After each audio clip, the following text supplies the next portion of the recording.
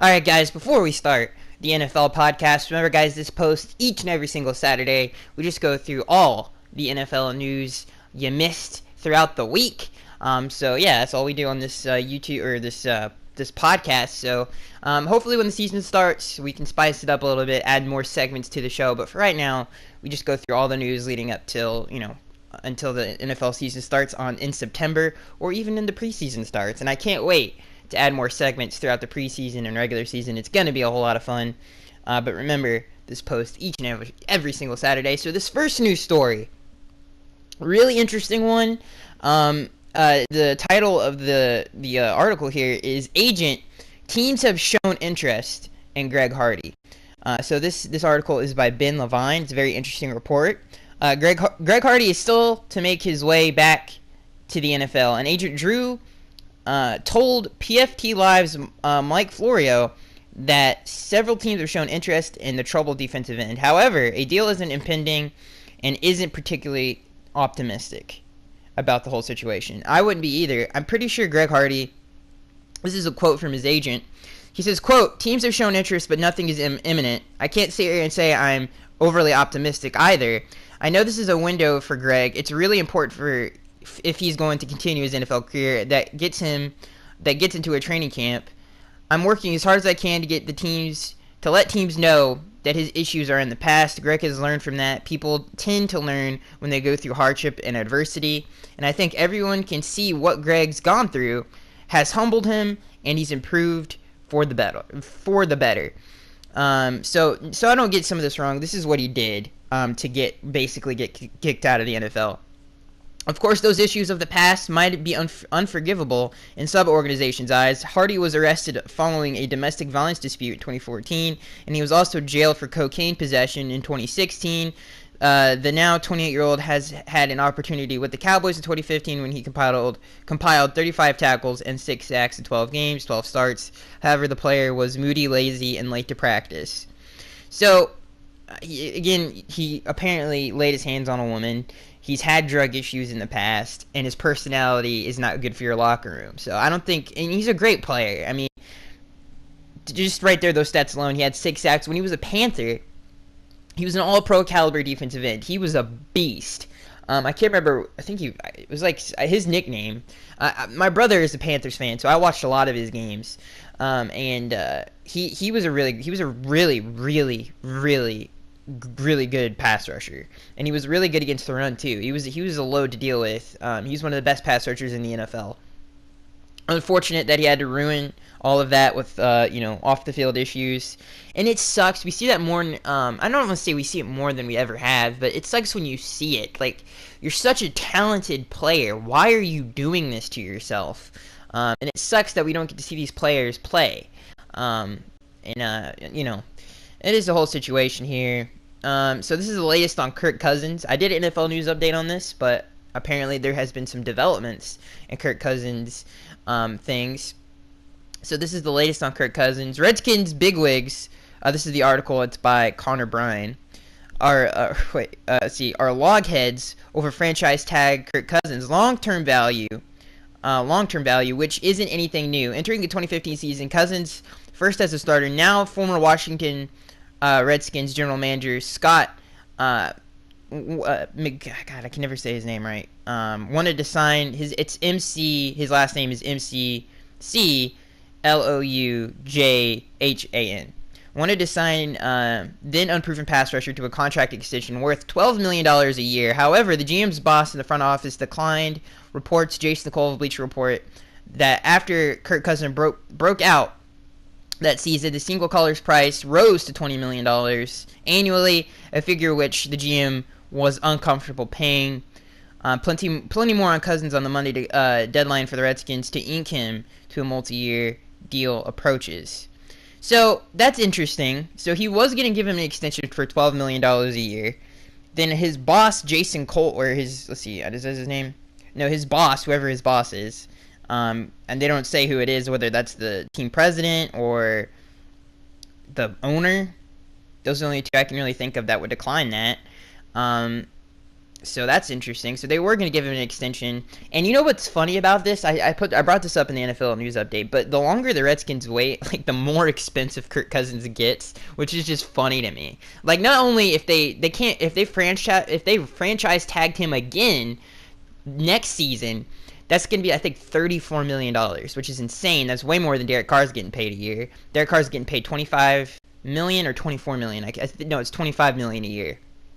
So that's way more money than Derek Carr's getting paid. So he's literally, I don't know if it's intentional to make it a little bit more right to the fan. Like if they let Kirk Cousins go, and let's say he goes to the 49ers, they're like, well, he was too much money.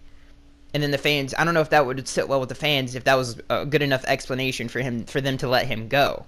It's going to be interesting to see how the fans take this, because if you're the Redskins, it's really hard to find a quarterback of Kirk Cousins' caliber, because I do think he is a franchise quarterback for all the the stuff that he does really wrong, and I don't even think it's his fault. He puts up a lot of points a game. Obviously, his fourth quarter numbers, especially on the last drive of the game to win the game, they're not good at all. And that's something he needs to work on. But his defense has been atrocious ever since, he really has broken out and came onto the scene as one of the franchise quarterbacks. So it's not all Kirk Cousins' fault. And most of it is so far from his fault, it's not even funny. So it's just an interesting thing, and it's funny that he just keeps getting more expensive, because this has been going on for a good 2.5 years now. And it is interesting because us Dolphins fans are going with it's not even the same magnitude of frustration, but we're going through that with the Juice right now. It's like, can you just pay him, and it's taken a while. So I think we have some news on Ezekiel Elliott's situation. The NFL needs to. So this article is by Connor Bryant also. And this is concerning Ezekiel Elliott. I don't know if I'm not going to speculate. I don't want to talk about all that. But anyway, this is just the report. The NFL needs to make a decision on whether to suspend Cowboys running back Ezekiel Elliott as soon as possible. Mike Florio of Pro Football Talk is doing so. The league would ensure that internal appeals process would be resolved by week 1.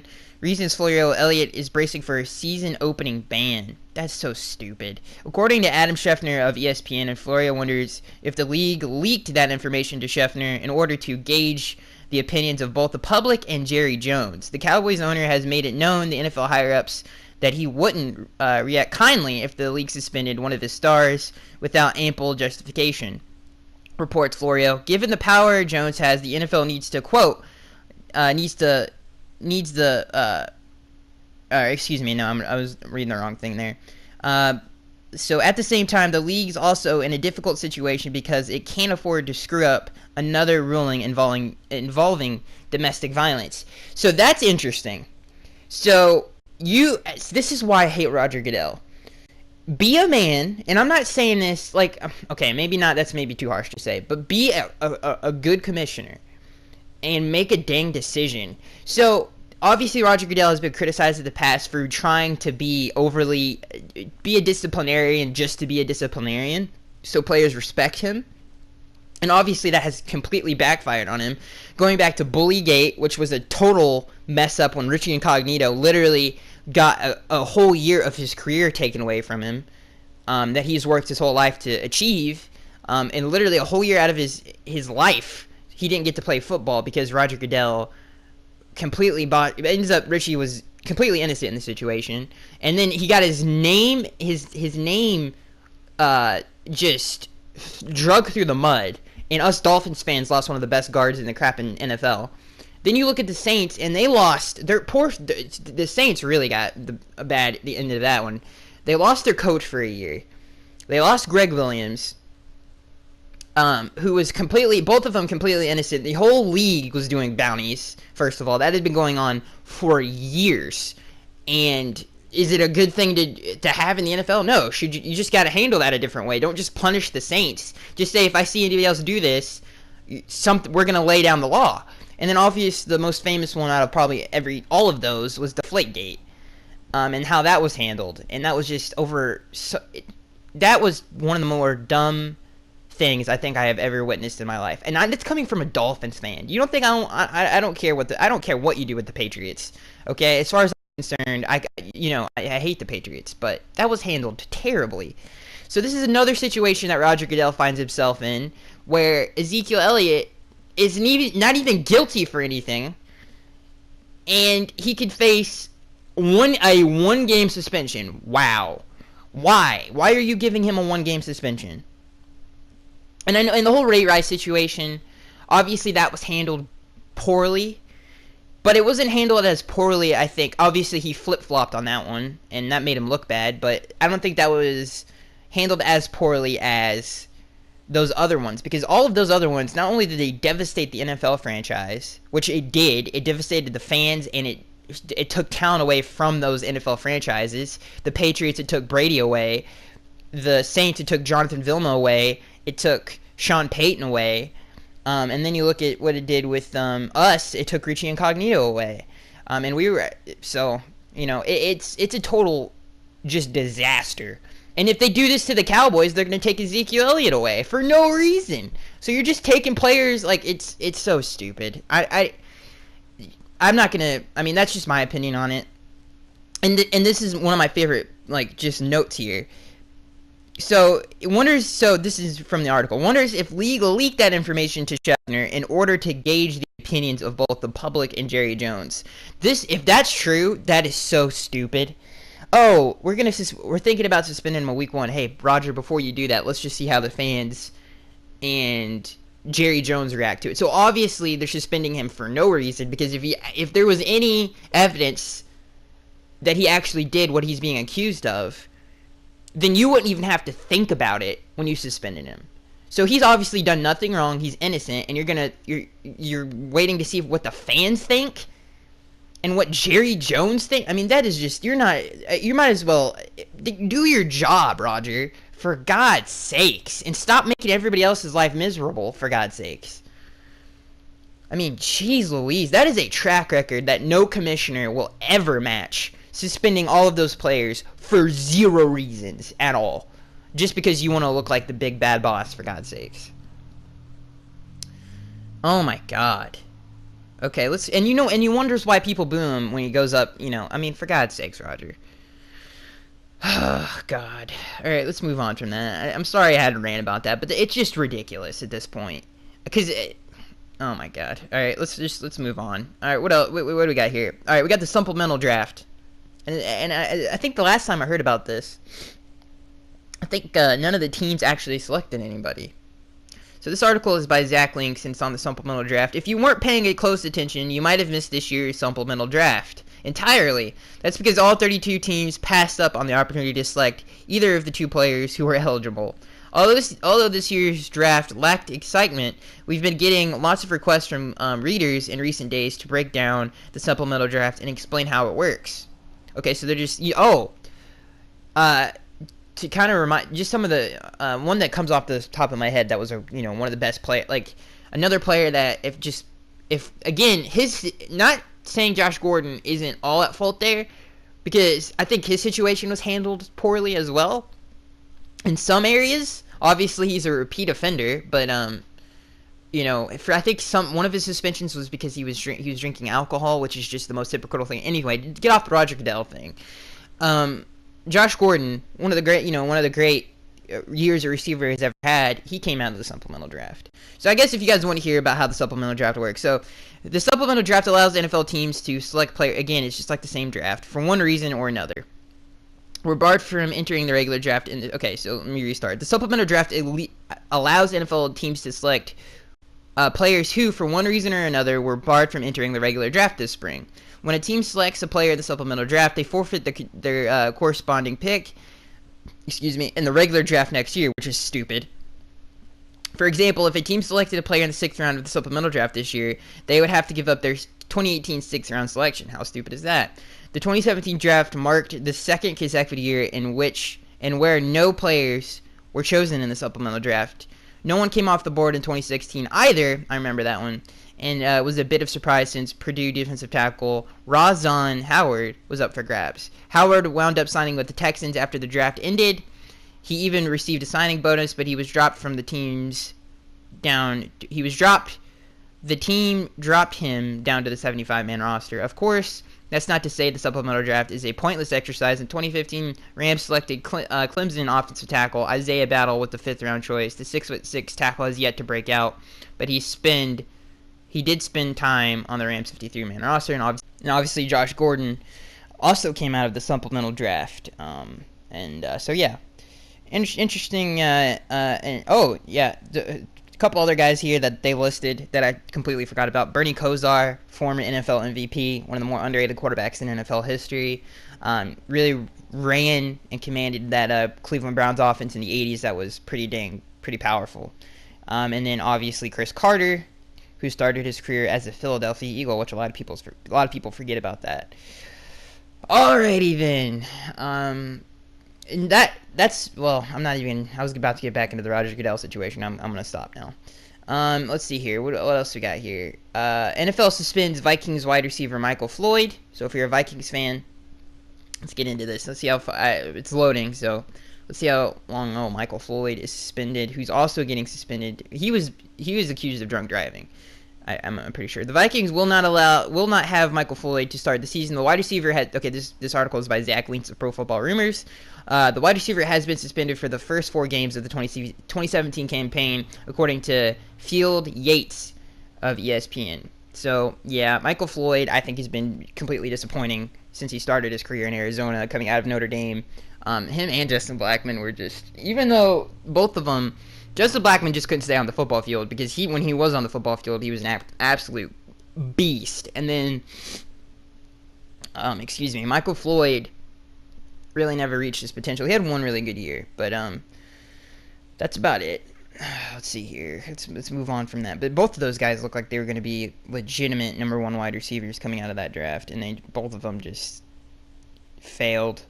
Let's see here. That was what draft was that? I want to say that was the 2012 draft, I'm pretty sure. Which was a stacked draft. Obviously, notable players. Russell Wilson, Bobby Wagner, Ryan Tannehill, Andrew Luck, to name a few. Who else? Fletcher Cox.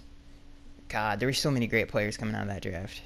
That's not even all of them. I'm kind of I just can't go through them all right now. This next news story, Joique Bell hopes to continue playing.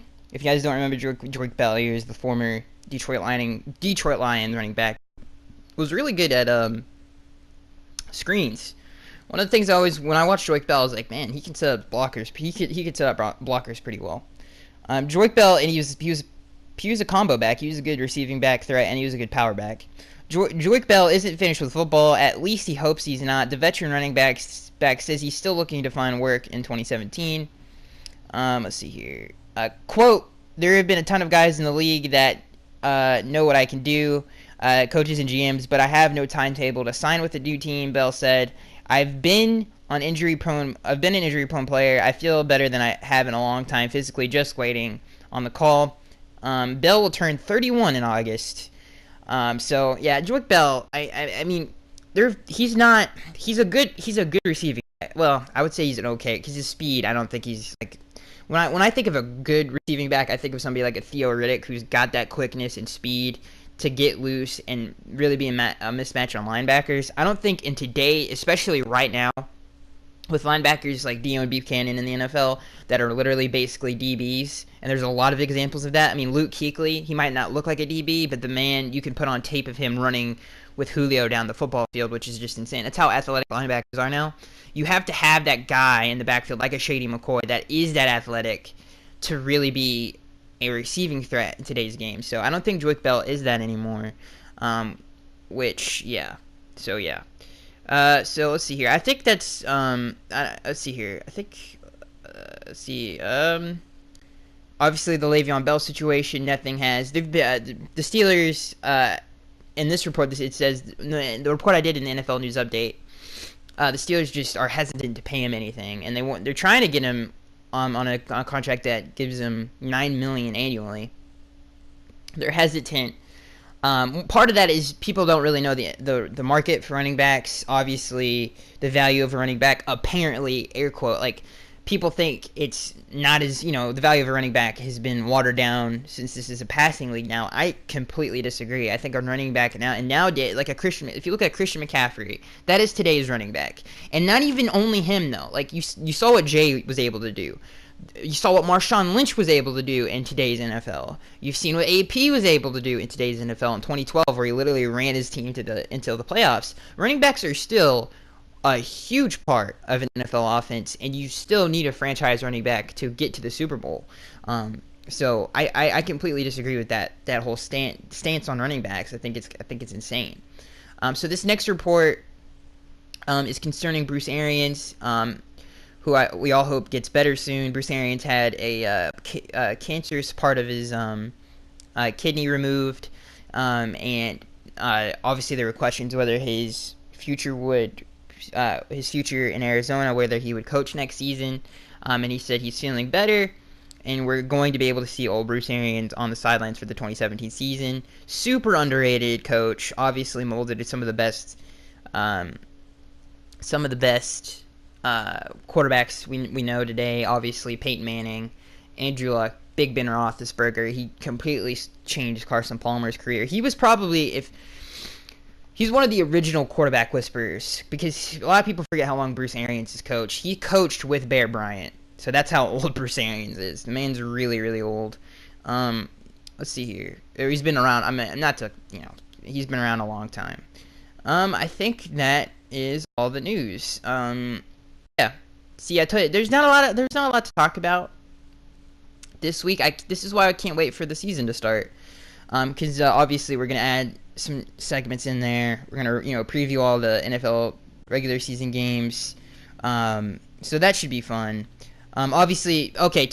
I forgot about this. We got three stories we got to talk about here.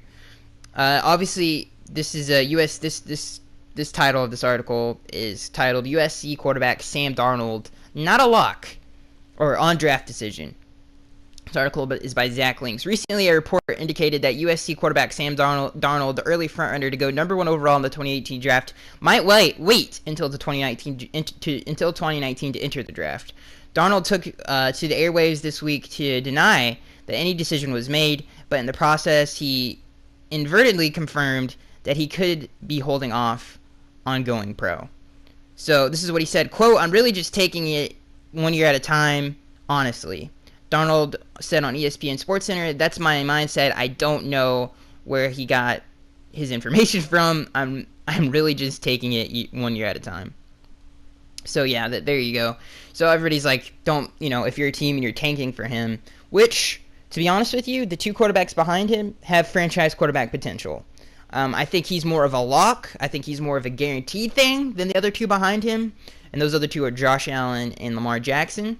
But the other two definitely have the talent to be a franchise quarterback. I think out of Josh Allen and Lamar Jackson, I really like if Lamar Jackson can just beef up and get some muscle on him, because his durability is going to be terrible in the NFL. Like, he cannot play his style of his style of play in the NFL and stay healthy for a 16-game season. That's just not going to happen. He needs to beef up. But durability is and then if he can be a consistent pocket passer within the pocket, I think he could be a franchise quarterback for sure, because he is an electrifying player. And Josh Allen, we just need to see more of. We just didn't get to see a ton of him, and some of his accuracy was off. So yeah, so those are the two behind. But those two, if they are in the draft, this upcoming draft, then those are good enough. Those are definitely better than this previous quarterback class, just in terms of depth. This next news story, DeAngelo Williams rules out 4 teams. So yeah, DeAngelo Williams. Let's get into this, because this is interesting. By Zach Links. Earlier this month, this article is by Zach Links.